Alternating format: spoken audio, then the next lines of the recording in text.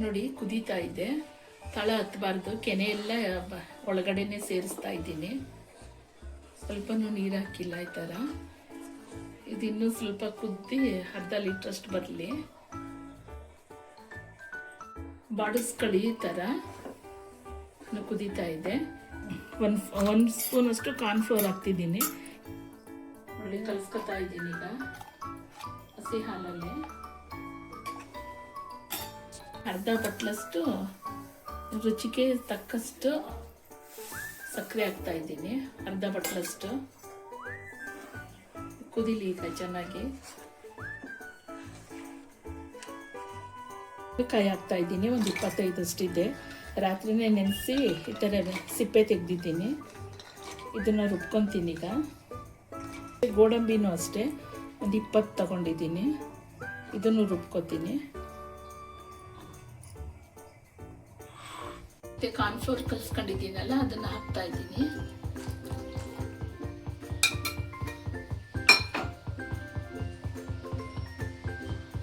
ನೋಡಿ ಸ್ವಲ್ಪ ಈಗ ತಿಕ್ ಬಂತು. ಗೋಡಂಬಿ ಮತ್ತು ಬಾದಾಮ್ ಕಾಯಿ ಹಾಕ್ತಾ ಇದ್ದೀನಿ.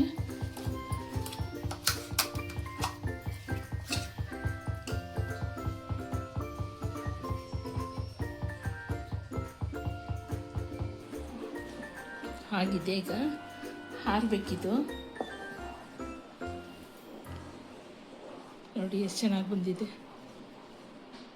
ಈಗ ಒಂದು ಜಾರಲ್ಲಿ ಸ್ವಲ್ಪ ರುಬ್ಕ ಬರ್ತೀನಿ. ಈಗ ಇದು ಗಂಟೆಲ್ಲ ಹೋಗ್ಲಿ ಅಂತ ನೋಡಿ. ಈಗ ಫ್ರೀಜರಲ್ಲಿ ಇಡ್ತೀನಿ. ಈ ಥರ ಆಗಿದೆ.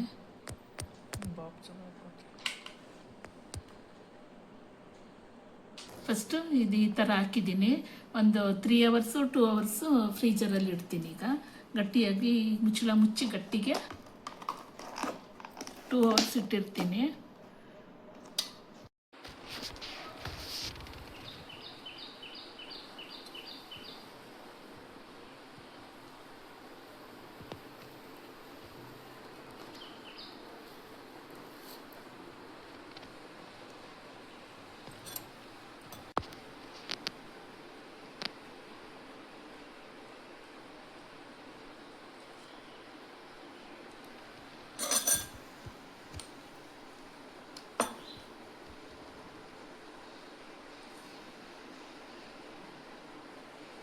ತುಂಬ ಚೆನ್ನಾಗಿ ಬಂದೈತೆ. ಅಂಗಡಿಲಿ ತಗೋತೀವಲ್ಲ ಅದಕ್ಕಿಂತ ತುಂಬ ಇನ್ನೂ ಸೂಪರ್ ಆಗಿ, ಇಲ್ಲಿ ತಗೊಳ್ಳೋಕ್ಕಿಂತ ಇನ್ನೂ ಚೆನ್ನಾಗಿ ತುಂಬ ಸೂಪರ್ ಆಗಿ ಬಂದೈತೆ. ನೋಡಿ ಎಷ್ಟು ಚೆನ್ನಾಗಿ ಬಂದೈತೆ. ನೋಡಿ ತುಂಬ ಚೆನ್ನಾಗಿ ಬಂದೈತೆ.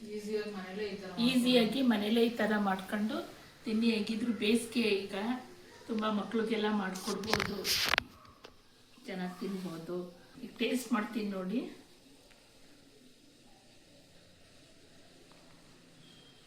ತುಂಬ ಚೆನ್ನಾಗಿ ಬಂದೈತೆ. ನೀವು ಮಾಡ್ಕೊಂಡು ಮನೇಲಿ ತಿನ್ನಿ. ಬೇಸಿಗೆ ಐತೆ, ಹೆಂಗಿದ್ರು ಮನೇಲಿ ಮಾಡ್ಕೊಂಡು ತಿನ್ನಿ. ಸಬ್ಸ್ಕ್ರೈಬ್ ಮಾಡಿ, ಲೈಕ್ ಮಾಡಿ, ಶೇರ್ ಮಾಡಿ. ಧನ್ಯವಾದಗಳು.